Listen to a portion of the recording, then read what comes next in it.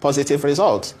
There is no doubt that the economy today, compared to last year, for example, is in a better shape. At least the numbers say so. If you are looking at the inflation rate, for example, we have seen moderation in inflation rate to the point where it is today, 18.02%, from a high of over 30%. The rebasing, notwithstanding, we've also seen considerable stability in the forex market, exchange rate stability, and of course accretion to external reserves on the back of central bank reforms and the transparency measures they introduced in the forex market. The reforms have also led to a situation today where for a long time the country, of course, wasn't recording current account surplus, but that is what we are doing today.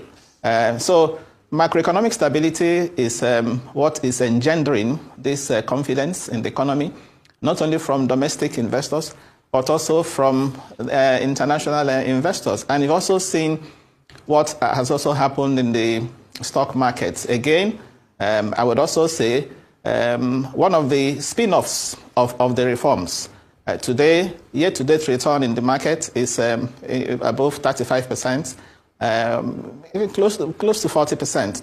As a matter of fact, but for what happened last week and just recently, we were year-to-date return was in excess of 40%. So the market this year has performed relatively well on the back of these reforms. What are these reforms, Dr. Bati?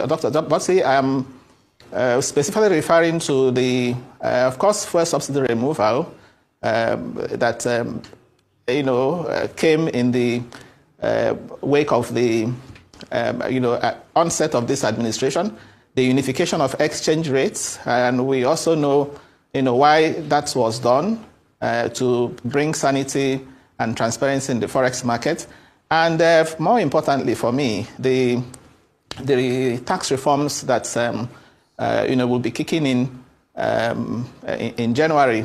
The tax acts that will be kicking in January, the implementation.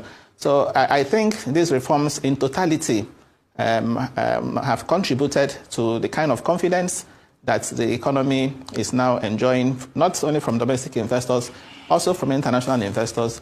We have had, favorable credit, ratings from these people. And you can also tie it to the Eurobonds thing that, we just issued, which was also largely successful, oversubscribed. It's also a reflection of the fact that, yes, investors out there, have some sort of confidence in the economy. But let me also say this, that yes, the macro numbers are, improving.